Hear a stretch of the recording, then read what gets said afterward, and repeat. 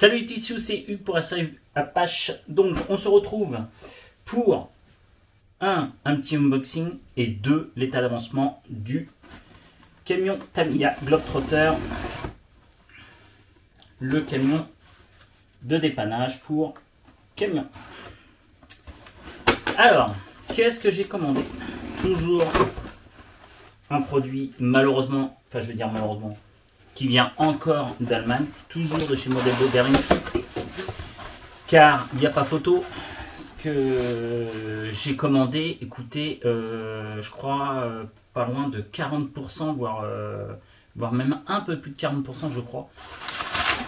Moins cher qu'en France. Je trouve ça un peu décevant.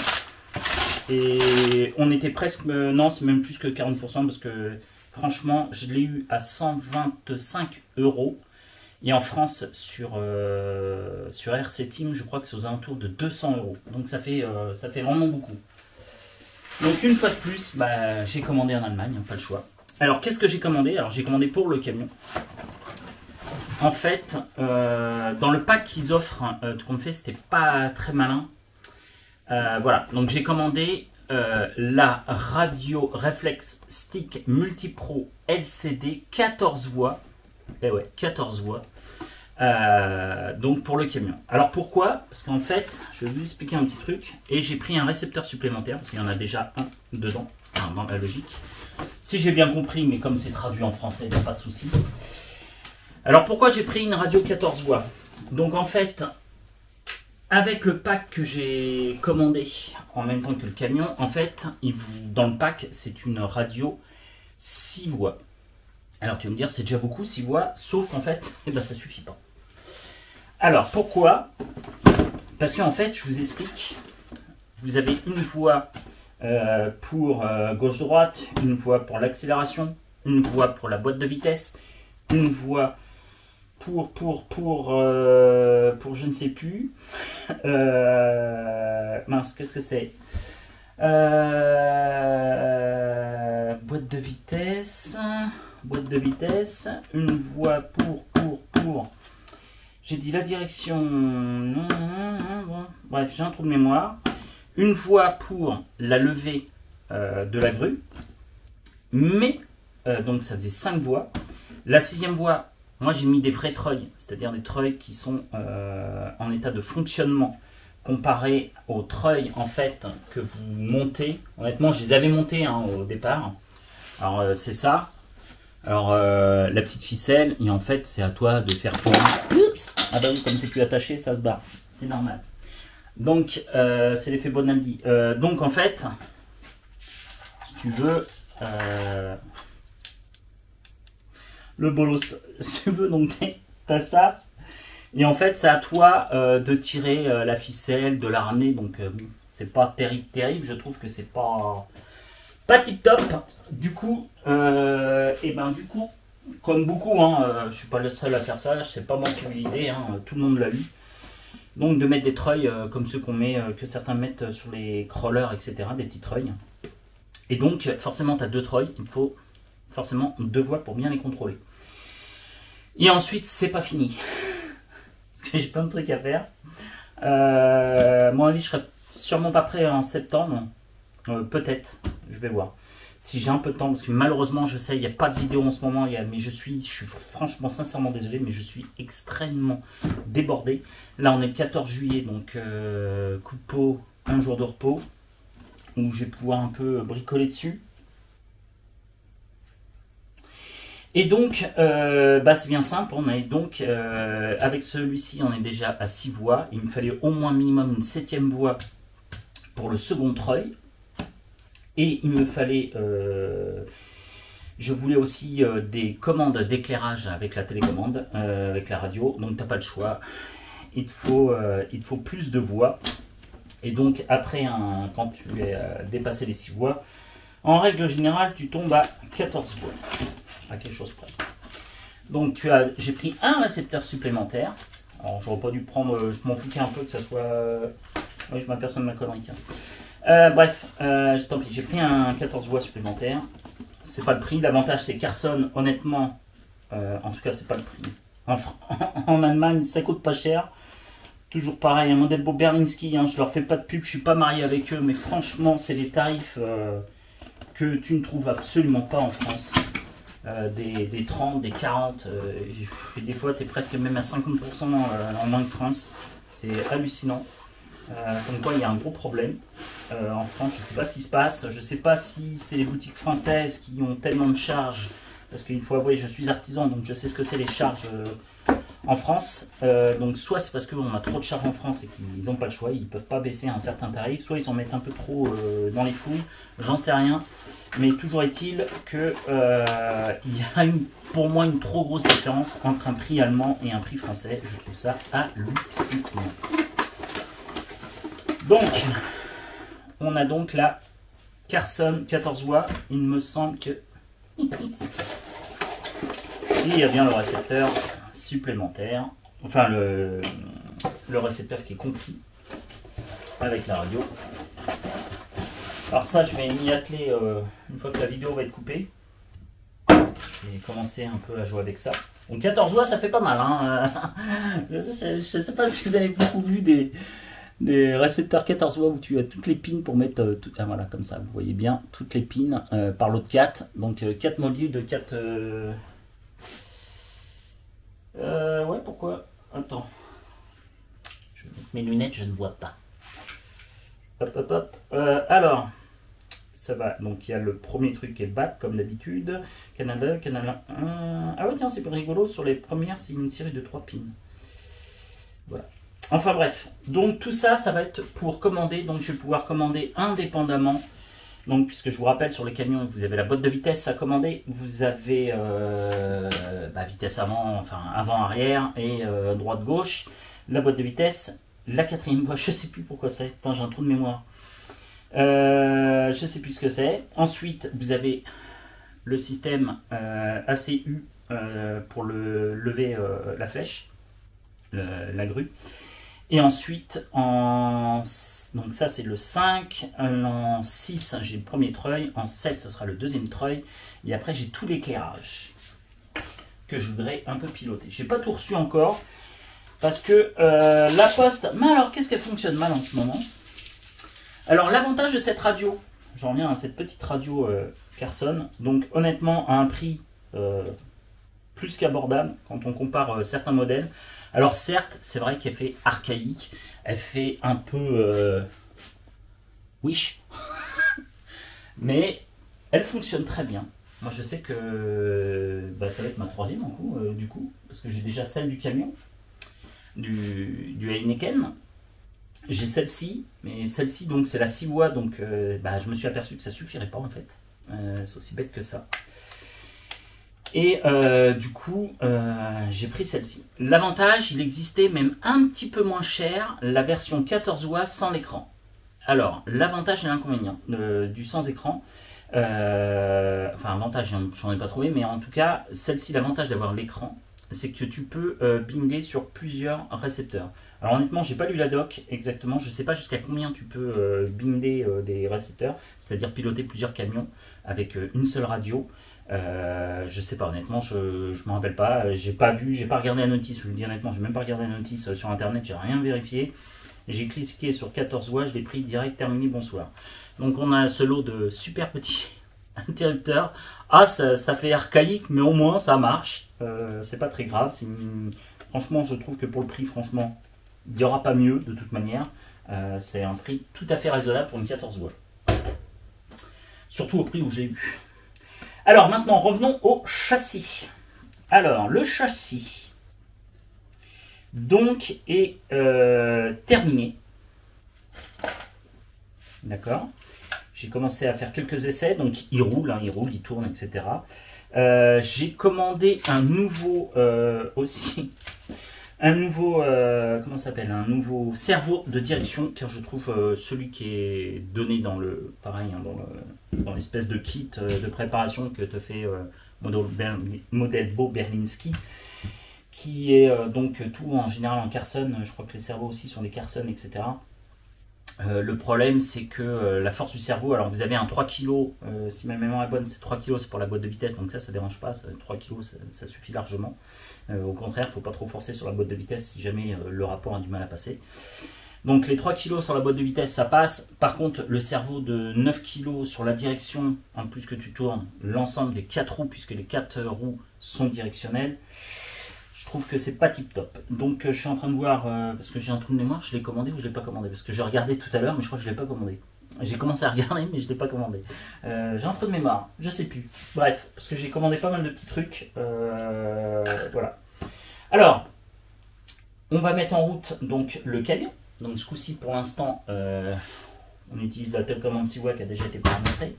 Le seul truc que je ne vais pas vous mettre, c'est le moteur, parce que sinon ça va faire des bêtises. Donc j'ai déconnecté un fil du moteur. Mais sinon, donc, tout est fonctionnel. Déjà. Après, j'ai plus que la carrosserie, toutes les LED à mettre, etc., etc. Alors, toujours pareil. Je démarre le petit boîtier. À ce moment-là, voilà, coup classique, on entend ça. On démarre. On a démarré le camion. Ça marche fantastiquement bien. Alors, donc la voie de gauche, enfin sur la voie de gauche, sur le stick de gauche, donc on a toujours pareil le passage de vitesse avec l'accélération. Donc là je suis en vitesse 1. Hop. Voilà. Et quand on passe la marche arrière, on a les vitres, etc. Ensuite, ici, j'ai le module, enfin pas le module, le klaxon, comme sur l'autre radio. Alors ah oui, excusez-moi, j'aime ça. Et ici, c'est pour commander l'éclairage. Forcément, actuellement, il n'y a pas d'éclairage, donc vous ne verrez rien. Ensuite, ici, sur la 5e voie, je vais pouvoir piloter la hauteur de grue.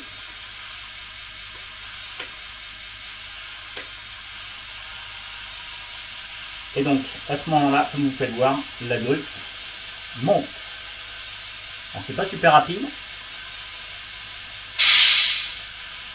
mais ça fonctionne très bien. Je ne sais pas si vous le voyez correctement, mais ça monte bien. Ensuite, on peut évidemment hop, faire ça.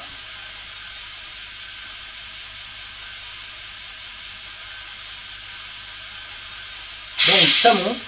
Le système et ça redescend évidemment. Je vais vérifier à l'écran que vous voyez, mais oui, vous le voyez logiquement. Donc on peut bien monter et descendre la grue. Donc toujours sympa. Franchement, le module ACU, facile à faire. Il y en a franchement pour même pas 10 minutes. Hein. Franchement, c'est un truc tout bête. Hein. Il y a 10 minutes, un quart d'heure, ça monter la petite boîte de vitesse et tout qui compte. Donc ça fonctionne. Et ensuite, et ensuite, j'ai donc mon canal. Alors mais je crois que je ne l'ai pas branché. Alors attendez, je remets le module. Qu'est-ce que j'en ai fait? J'ai mis loin, je crois. Ouais. Hop, hop, j'ai oublié. Et donc là, ma 6e voie, on va piloter qu'un seul treuil, mais là, ce coup-ci, la 6e voie va me piloter donc un treuil.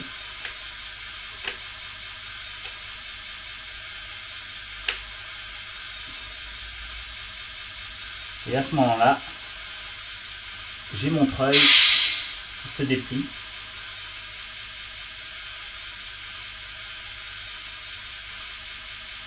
Alors je mets mon doigt, hein, c'est pour vous montrer parce que je ne suis pas sûr que vous voyez le petit crochet. Mais il y a bien un petit crochet au bout.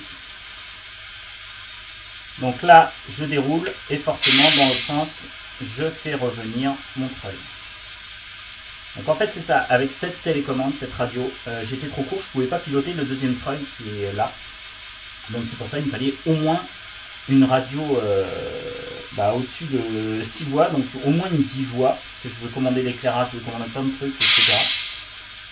Et donc il n'y a pas le choix. Hop, je rattache. Donc c'était la raison pour laquelle... Alors je coupe parce qu'on va plus m'entendre. Donc c'est la raison pour laquelle j'ai pris une 14 voies. Sinon, pour le châssis, comme vous pouvez le voir, il est quasiment fini à 100%. Alors je parle du châssis, hein, je parle pas de la cabine, etc. Alors en gros, voici le châssis, d'accord. Vous avez donc la grue, etc. Vous avez déjà le module MFC 03 qui est derrière les deux fauteuils, les deux, ok, qui est entre guillemets un peu caché. Alors, est-ce que tout s'est bien passé? Honnêtement, n'importe qui, j'ai envie de dire, un peu bricoleur, hein, le mec qui n'a jamais bricolé de sa vie, je pense qu'il va avoir un peu de mal. Mais franchement, je m'attendais à que ça soit beaucoup plus difficile. Je vais être franc et honnête avec vous, j'ai pas vraiment coincé quelque part. La seule petite difficulté, on va dire, c'est de bien reconnaître toutes les vis, parce qu'elles sont petites. Alors je peux vous assurer que quand je monte, forcément je mets mes lunettes parce que t'as pas le choix. Et même avec tes lunettes, je vais te dire qu'il y a des fois, je sais plus où je l'ai mis, mais tu as intérêt d'avoir une espèce de pince à épiler pour saisir les vis, etc. parce que c'est super hard. Le seul truc où, parce que des fois tu montes et puis tu t'aperçois que c'est pas bon, tu redémontes, etc. Bon, ça m'est arrivé une fois. Alors, c'était sur quoi? C'était honnêtement sur la boîte de vitesse. J'avoue, je reconnais. C'est le seul truc où j'ai un petit peu galéré sur la boîte de vitesse. Je mettais pas les engrenages au bon endroit. Enfin, ça m'arrivait. En fait, j'avais du mal à reconnaître entre le dessin et la pièce réelle. Il y a un moment donné, je me suis planté. Il me fallait, bah, si t'es planté, c'est mort, c'est pas bon. Et je l'avais toute montée, puis tu t'aperçois que ça marche pas. Bon, tu dis, oui, t'es un peu couillon, ça risque pas de marcher. Du coup, bah, tu redéfais, puis tu refais. Et puis après, c'était bon. En gros, c'est la seule difficulté que j'ai eue. J'ai eu un petit défaut, comme quoi il doit en avoir quand même. Je pensais qu'il y avait zéro défaut. Et ben moi, sur le châssis, sur un montant du châssis, vous savez, espèce de montant métallique où tu assembles tout dessus. Sur cette, juste, j'ai un trou de mémoire pour le nom. Bref, sur cette traverse, on va dire, j'ai deux trous. Où normalement tu arrives avec ta vis qui est à moitié taraudée et tu vises dessus, et bien là les trous étaient trop gros et c'était les bonnes vis. J'ai regardé 50 000 fois et j'ai mesuré après les trous, et par rapport à la traverse de l'autre côté, c'était pas du tout les mêmes. Bah, tout bêtement j'ai pris des boulons, etc. Et puis ça s'est très bien passé. On va dire que la plus grosse difficulté, je pense, pour faire un camion Tamiya, alors c'est pas le châssis. La boîte de vitesse, faut faire un peu attention. Ça, je suis tout à fait d'accord. Faut un peu faire un petit peu plus attention. Le plus galérien, bah, c'est peindre. Hein. C'est la peinture. En plus, moi, c'est franchement pas trop mon truc. Je suis pas assez patient pour faire de la peinture. C'est un truc, puis que ça soit même à la maison, c'est pas mon dada la peinture. J'ai pas de choix, je le fais. Mais franchement, c'est pas ce que je préfère. Et après, des fois, tu montes et tu dis tiens, j'aurais dû faire ça. Tiens, j'avais monté les treuils. Je vois, mais non. C'est nul, s'il faut faire déplier le petit treuil comme ça fait moins classe, je trouvais ça plus sympa. Puis j'ai vu sur une autre vidéo d'un mec qui avait fait, donc celui qui a fait le même en version d'Epan 2000. Il est magnifique, lui il a fait un travail d'orfèvre, il a même coulissé, alors j'ai regardé pour faire descendre les espèces de patins là pour bloquer au sol. Il a acheté des petits moteurs, j'ai regardé. Si je le fais, je le ferai dans une deuxième phase, mais pour l'instant, je voudrais le finir déjà, une grande partie. Après, il y a un truc qui est tout bête, hein, et qui est galérien. Alors, je vais vous expliquer. C'est que, dans la logique, ça, c'est un flanc du côté haut avant, ok. Et normalement, ça, tu mets des espèces comme si des espèces de catadiode entre guillemets, mais en fait, c'est vitré. Mais c'est pas prévu parce qu'en fait c'est les caches-vis que tu visses pour pouvoir mettre ici, sauf que c'est de l'autre côté évidemment. J'ai pas le bon côté sinon ça serait pas drôle. Puis il est posé là mais il n'est pas décroché, mais en gros c'est ça. Alors attendez, je vais vous montrer.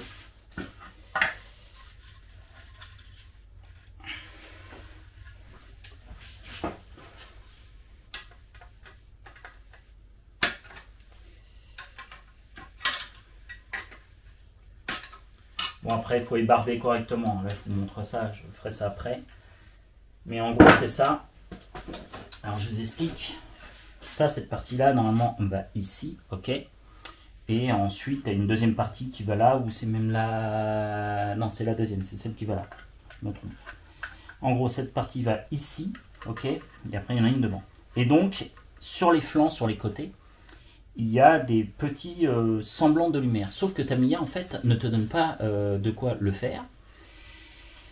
Et en fait, tu as des petits trous.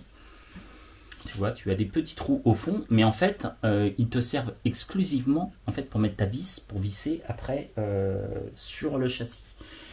Donc c'est pour ça que eux n'ont pas fait de lumière. Et or, j'ai vu sur Dépanne 2000, je dis merde, mais lui, il a réussi à mettre les trucs. Je dis comment il a fait? Bon, je lui ai envoyé un petit message, il n'a pas répondu, Lascar, donc bon, un peu réfléchi, un peu un petit cerveau. Donc en fait, j'ai, parce que tu peux absolument rien mettre par là, puisque c'est là où tu vas mettre ta vis, donc t'es marron. Donc en fait, à chaque patte, j'ai percé un trou de 3 mm pour pouvoir mettre une LED dedans, que je vais devoir coller, etc. Je vais vous montrer ici, je retrouve une petite LED qui est là, et je vais vous mettre, allez, je vais vous faire ça vite fait. En gros, vous allez voir ce que ça fait, si j'arrive à vous le montrer. Donc là, par exemple, tu as la LED. Mais comme je vous dis, je ne peux pas la mettre comme ça, entre guillemets. Donc je suis obligé de la coller par en dessous. Mais, en fait, ça fonctionne quand même. Et en fait, elle va être légèrement plus bas pour pouvoir poser la vis. Mais en gros, ça donne ça. Alors, je ne sais pas si vous allez voir vraiment correctement. Mais entre guillemets, voilà.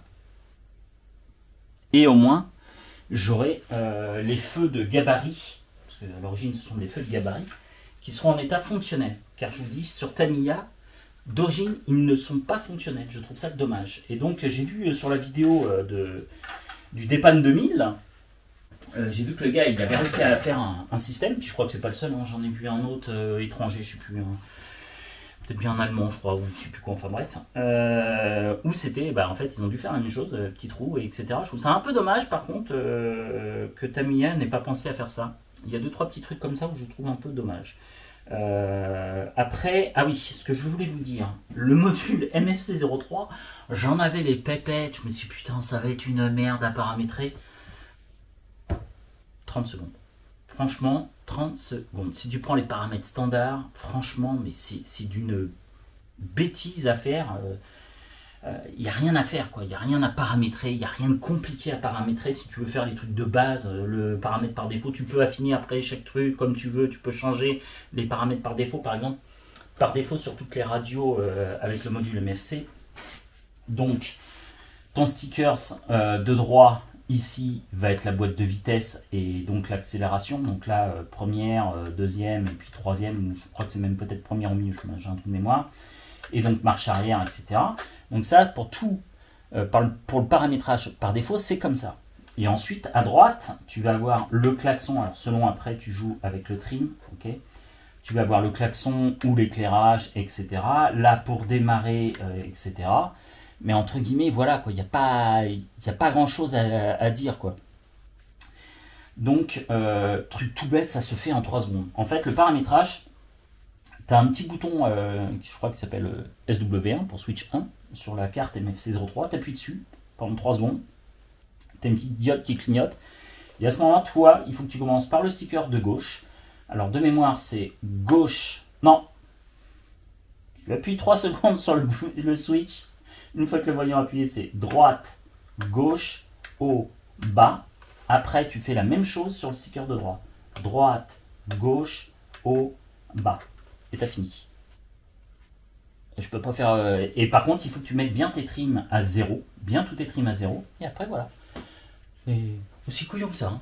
Je me faisais un truc, mais je sais pas pourquoi, dans ma tête, je me suis dit, oh, ça va être la galère à paramétrer et tout. C'est, mais alors, bête comme chou. Mais bête comme chou. Sinon, que dire de plus? Bah, honnêtement, alors là on voit le châssis un peu terminé, on se dit ouais, c'est dans 5 jours, vas-y c'est bon, ça tourne. Non, alors il est en état de fonctionner, hein, ça fonctionne, les moteurs fonctionnent, la direction fonctionne, je l'ai fait rouler déjà sur le sol, tout fonctionne. Mais tu as un sacré boulot en carrosserie. La cabine avec tout l'éclairage, tu as quand même du petit boulot. Et puis tout l'éclairage que je veux faire aussi sur les flancs, etc., avec les rappels, etc., tu as quand même énormément de boulot. C'est du petit travail un peu pénible. Parce qu'il faut réussir à cacher les câbles, etc. Donc c'est pas si... Il y a encore un peu de taf. Donc là déjà, vous voyez, quand je vais couper la vidéo, je vais m'atteler à enregistrer donc, la radio 14 voix en changeant le récepteur, remettre à un 14 voix, etc.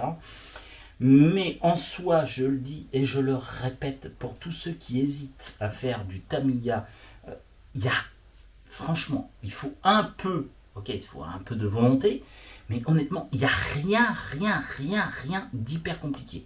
Je vous le dis honnêtement, vous suivez les plans, ça tourne. Le seul truc, c'est que voilà, il faut que vous soyez attentif, la moindre erreur d'inattention, et c'est la boulette, et tu t'aperçois qu'à l'étape d'après, ah merde, c'est pas bon. Et tu reviens en arrière, tu redémontes, etc. Ça m'est arrivé peut-être 2 ou 3 fois, et je vous dis honnêtement, c'est surtout sur la boîte de vitesse. Bah, il y a une pièce sur le dessin, entre la réalité et le dessin, j'avais du mal à savoir, etc. Je me suis fait, et puis après, quand tu pars dans ta connerie, bah, tu vas jusqu'au bout, puis une fois que tu as assemblé, tu t'aperçois que ça marche pas. Tu te dis, tiens, ça me paraît bizarre. Et en plus, en la montant, je me dis, tiens, ça me paraît bizarre que ça fasse pas ça, quoi. Et bon, bah, quand tu es stupide, tu continues jusqu'au bout, puis jusqu'au bout, tu t'aperçois que bah, tu es bon pour redémonter, pour refaire ça correctement. Donc voilà. Donc pareil, hein, l'unité de levage ACU, franchement, c'est rien à faire. Hein. En 5 minutes, c'est fait. Hein. Franchement, c'est très très bien. Alors, tu peux le faire par la suite, hein, parce que franchement, il n'y a rien de compliqué. Hein. Tu enlèves une goupille, et tu enlèves cette goupille qui est d'origine, qui est maintenue par 2 petits bras stupides qui sont là. Alors à l'origine, voilà. À l'origine, tu as ces 2 pièces. D'accord, ça, hein, des petits bras tout bêtes. À l'origine, tu as ces 2 pièces qui sont côte à côte. Et en fait, tu retires la goupille, tu mets une goupille dedans. Et ici, c'est pareil, tu mets la goupille et entre guillemets, voilà, ça tient ta grue. Elle bouge pas ta grue, hein, d'origine, elle bouge pas. Hein. Si tu veux la motoriser, tu montes le petit moteur avec son arbre hélicoïdal pour faire monter et descendre. C'est tout bêtement un moteur, il n'y a rien d'hydraulique. Quand tu fais ça, tu retires ta goupille, tu mets ton moteur, tu renfiles les 2 goupilles, terminé, bonsoir. Truc tout bête, stupide. Après voilà, après c'est franchement il n'y a rien, je le répète, hein, franchement les gars, putain. Je regrette un seul truc les gars, c'est que j'ai pas fait mon camion Heineken. Ah, je regrette, j'aurais mieux fait de le faire moi-même. Je m'étais fait tout un cinéma, mais en fait c'est pète comme chou. Hein. J'ai commencé à faire la petite Tamiya, à me remettre sur Tamiya, parce que j'en ai fait quand j'étais gosse, si ma mémoire est bonne, j'en ai fait au moins une voiture Tamiya. Et mais après voilà, j'en ai jamais refait. Donc j'avais commencé à refaire là, le petit combi que j'ai offert à ma fille pour rigoler comme ça, parce qu'elle aime bien le combi Volkswagen. Pareil, un combi Volkswagen à côté, franchement, tu fais ça en quelques minutes. Ça c'est quand même plus long, faut te l'atteler, tu fais les étapes par étapes. Si vous voulez, vous pouvez aller sur ma page Facebook RC Apache. Vous avez, pour ceux qui l'ont pas vu, je vous ai fait j'ai pris quelques photos au moment du montage. J'en ai fait un petit film pour que vous voyez les étapes comme ça défiler. Et sinon, donc franchement, il n'y a rien de compliqué là-dedans. C'est magique. Je trouve que le résultat pour l'instant est pas trop mal. Ah si, oui, je vous ai pas montré. Donc moi par contre j'ai changé les jantes. Hein. C'est-à-dire moi j'ai mis des belles jantes en alu que j'ai commandées hein, évidemment sur AliExpress. Regardez les belles jantes. Ça c'est des vraies jantes en alu. J'ai un petit problème d'éclairage parce que ma petite loupiote est pas là. Mais j'ai des jantes en alu magnifiques. Donc voilà. Donc comme je vous dis les gars, lancez-vous. C'est absolument pas compliqué. Il faut le faire calmement. Moi, ça m'apaise, ça me détend. Parce qu'en ce moment, avec le boulot, je suis un peu tellement que je cours partout, etc. Donc l'avantage c'est que ça m'apaise et je trouve ça génial à monter soi-même. Ça n'a rien à voir avec les autres RC. Alors là, il en manque pas mal sur les étagères parce que avec lui, je prends de la place un peu partout parce que je pose des pièces, des trucs que je module, etc. Donc les autres voitures, c'est pas que j'en ai plus, hein, c'est qu'elles sont rangées ailleurs, elles sont un peu dispatchées, c'est vraiment le bordel dans l'atelier. Je vous explique même pas. Enfin, comme ces quatre, je m'attelle à ranger et là, il va y avoir du boulot. Enfin voilà, donc c'était juste pour petite vidéo. Déjà pour vous dire que je pense à vous, que vous me manquiez et que malheureusement je n'ai pas trop le temps en ce moment de consacrer du temps au modélisme. Le peu que je fais, honnêtement, le peu de temps que j'ai, je le passe à monter le camion parce que je voudrais franchement le finir, parce que j'en ai franchement envie de le voir totalement fini. Et je suis super content. Alors pareil, hein, je vais changer parce qu'en fait sur les Troy c'est des ficelles. Je suis pas fan des ficelles. Alors déjà la ficelle des Troy est de meilleure qualité que la ficelle Tamiya qui limite plus, qui se défait, c'est vraiment nul leur truc. La Tamiya c'est vraiment juste décoratif, en plus c'est marron, un Troy c'est pas marron. Donc moi je vais changer, j'ai commandé de la petite corde comme pour les freins de vélo, pas la corde, des câbles comme les freins de vélo, en un diamètre 1 mm pour que ça soit plus petit, pour que ça tourne bien autour du Troy. Parce que si tu prends trop épais, le problème c'est que ton Troy va avoir du mal à tourner. C'est des tout petits Troy, hein, ça marche vraiment avec l'alimentation du récepteur. Donc tu vas pas, ça a une puissance de 3 à 4 kg. Hein, tu vas pas remorquer, tirer une voiture du fossé qui fait 10 kg, c'est clair et net. Hein, c'est juste pour de la déco, c'est marrant, ça bouge. Mais ça s'arrête là, hein, faut pas se la raconter, tu vas pas remorquer, tu vas pas tirer une voiture ou un camion de 10 kg, ça c'est clair et net. En tout cas, il risque pas de me bouger le machin.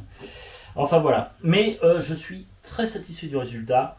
Je trouve ça beaucoup plus sympathique d'avoir les treuils en fonction. Je trouve que quand tu fais de la démo, c'est un véhicule, ce sont des véhicules, on va dire, tu vas pas dehors comme ça, ce sont en général des véhicules où tu vas dans des salons, dans les salons et puis dans les démos juste pour la clientèle, enfin pour tout le monde, j'ai un trou de mémoire, bref, des salons de démo pour montrer aux gens, donc il faut que ça soit interactif, etc. C'est pas fait pour aller dehors comme ça bêtement, tu peux y aller, hein, c'est pas le problème, mais c'est pas un X-Max, c'est vraiment, ça reste du Tamiya, c'est vraiment fait, c'est mieux sur la moquette, c'est plus à l'aise sur la moquette que sur le goudron, entre guillemets. Mais non, ce sont des véhicules qu'on essaye d'être le plus des vrais scales, quoi. Vraiment la réplique exacte. Il y a les modules son, il y a le module d'éclairage. Et plus tu as tous ces petits trucs attraits, plus c'est rigolo à regarder que si c'était un simple camion où tu as le bras qui lève pas, tu as le treuil qui tourne pas, tu rien qui marche, ce serait un peu trop statique. Et l'avantage de ces véhicules, c'est justement de leur donner de l'animation, leur donner vie grâce à ces animations du treuil, même si c'est un petit treuil, je te dis pas, hein, tu vas rien lever du tout avec ce treuil, pas grand chose en tout cas. Mais au moins ça bouge, il y a de l'animation.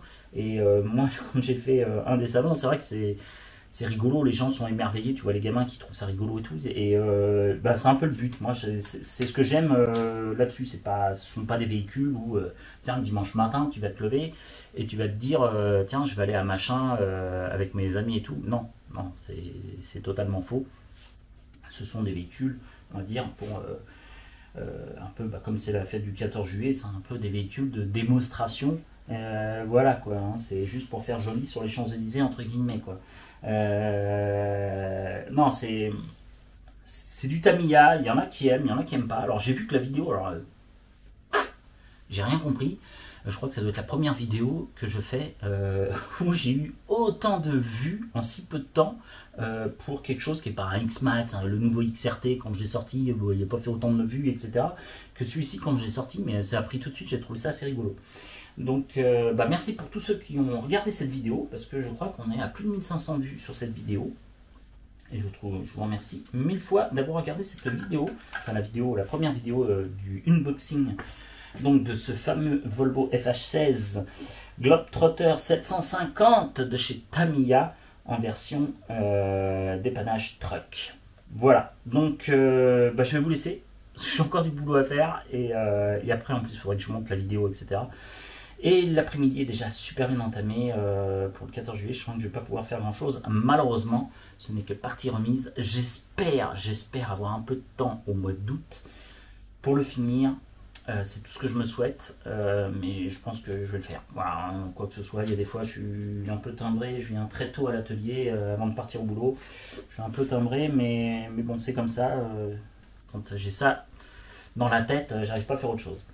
Voilà. Allez, sur ce tissu, je vous souhaite de passer de bonnes vacances pour ceux qui partent en vacances, ceux qui partent actuellement sur la route en ce week-end du 14 juillet. Et je vous souhaite à tous et à toutes une très bonne fin de journée. Salut à les petits sioux, à bientôt sur RC Apache. Ciao, c'était Hugues.